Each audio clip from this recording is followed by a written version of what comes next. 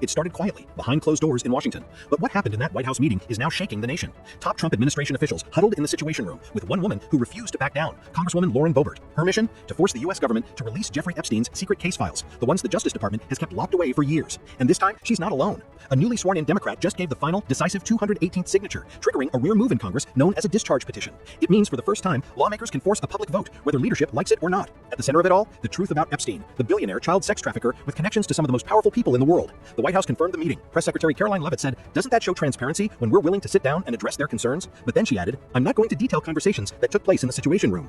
What was said behind those walls? No one's talking, but one thing's clear. The pressure is building.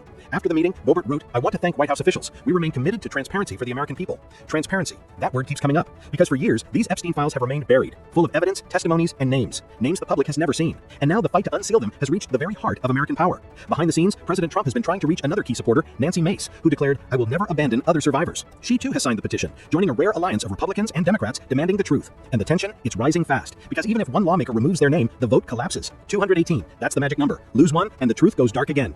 Outside, reporters caught glimpses of high-ranking officials leaving the White House. Attorney General Pam Bondi, Deputy Attorney General Blanche, and FBI Director Kash Patel. No comments, no statements, just silence. Meanwhile, the House Oversight Committee released new Epstein emails, some mentioning Trump. But the White House fired back. They prove absolutely nothing. Still, whispers are spreading through Congress. Who's protecting whom? And what's hidden inside those Justice Department files that so many want sealed forever? Because these aren't just papers. They're years of investigation into child sex trafficking, and they could expose connections that reach higher than anyone imagined. The Republican Party itself is divided. Some say this is about justice. Others call it a political trap. But the survivors, the real victims, they just want the truth. One congresswoman said it best. This isn't about politics. It's about the people who never got to speak. And now, the world is watching. Will the White House finally open the Epstein files? Or will this be another story buried by power, privilege, and fear? Because no matter how many doors close in Washington, the truth has a way of knocking again.